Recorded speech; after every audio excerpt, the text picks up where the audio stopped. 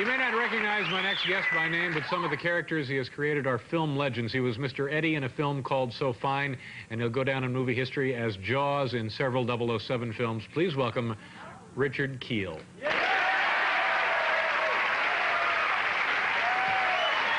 Hi, Richard, how are you? Nice to see you. Come on up, right down here.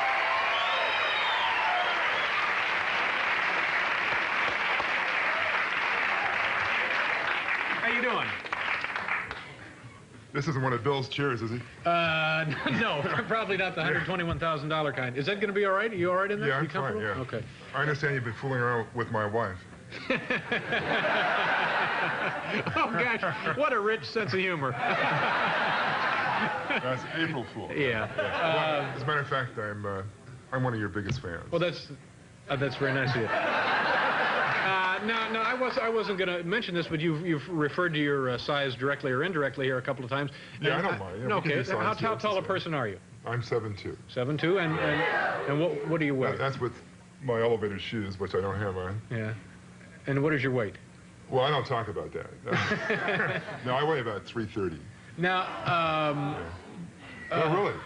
Yeah. What kind of, this must be problems for you, like airplanes, hotels, that sort of thing? Do you run into like a bed? Do you have to get a special bed in a hotel? Yeah, well, you know, there's a lot of king-size beds and basketball players, so it's not too big of a deal. If there's a problem, I just sleep in shifts. But airplanes, I'll tell you, I had a real problem flying out here. They have this new plane. I won't mention the name, but it was this AA Airlines, and which I didn't understand because everybody was drinking like mad, you know, but it was, but the bathrooms, the walls kind of tilt forward. You know, you're what, 6 feet tall, and it must be a problem for you, Yeah, but for me, I can't even get in. I open the door and there's a wall. So what do you would do? Have somebody hold the door open and you stand on the other side of the hallway, on the other side of the aisle, and what a horrible notion that is. Gosh. That's about it. Yeah. Do people? After a while, does it get on your nerves when people talk to you about it or make remarks to you when they see it? Because you're a very recognizable person, even if you weren't 7'2". I mean, how's that? Well, because of the parts that you've played in films. Oh, I know. You're very distinct, no, distinct characters. Yeah, in fact, one time there was this guy, and he stood, looking at me, staring for about an hour. And that really bugs me when people stare. Finally, I said to him, I said, yeah, what's the matter? Haven't you ever seen a guy with a space between his teeth?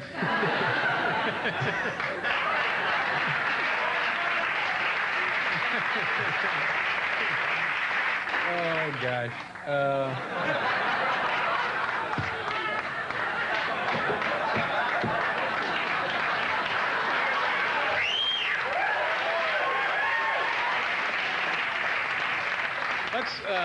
Let's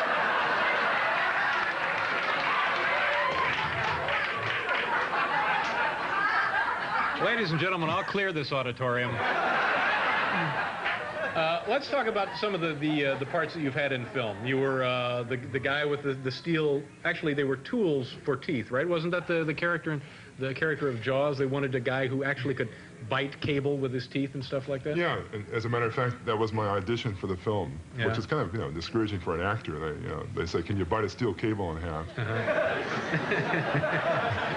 Now, these things that they built for you to wear, was it difficult to act with those in there? Were they painful? Were they uncomfortable? Yeah, they were pretty miserable. It was like having a train in your mouth. It was. Well, in fact, I think we have a picture of them right here, as a matter of fact.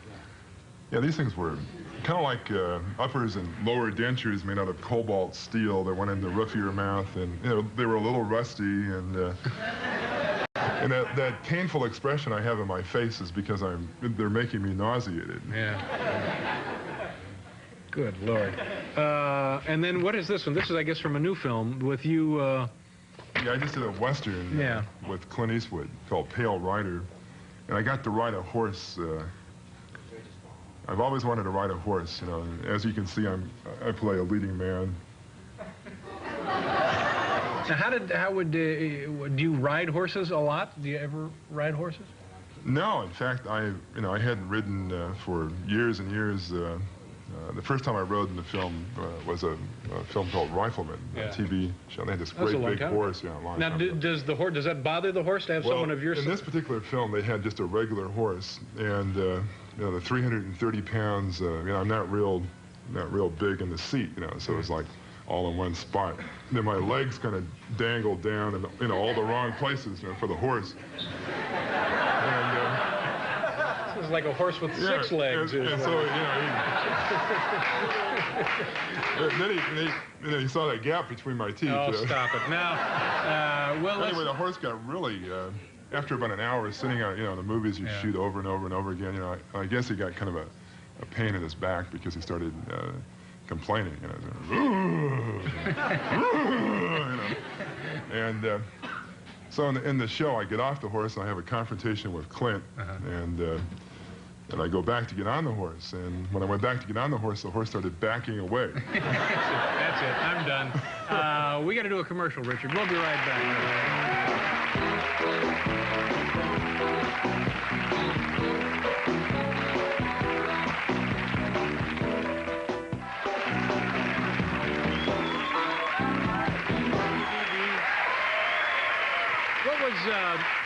What did you do before you became an actor? Well, I wasn't doing too well. Actually, I was a Elvis impersonator.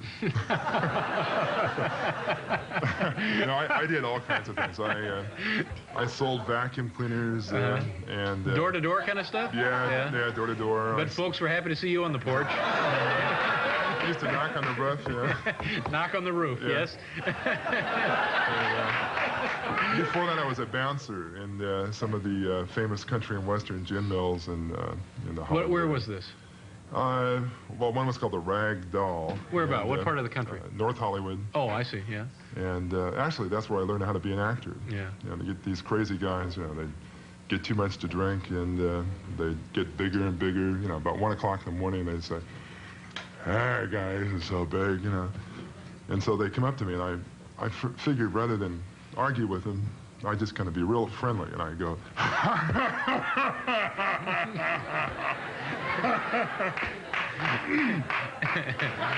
And then sobered them up. Yeah. They got real sober. And, the movie with Clint Eastwood is called Pale Riders. Yeah, it's Pale Rider. And be out in June. Yeah, I think when school's out. Did you enjoy that? Turned out to be a nice film, you think? Oh yeah, I think it's going to be exciting. It's kind of like Shane and High Noon with Dirty Harry. Oh, good. Yeah. It's a good combination, Yeah, I guess. yeah. Nice meeting you, Richard. Thank you very much for being here It's tonight. a real pleasure. One more commercial, and then we'll be right back.